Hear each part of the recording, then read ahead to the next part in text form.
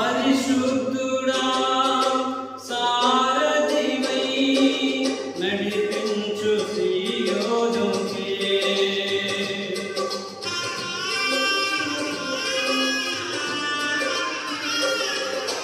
నా యాత్రలో నీ దాటిన ప్రతి మలుపు నీ చిత్తమే.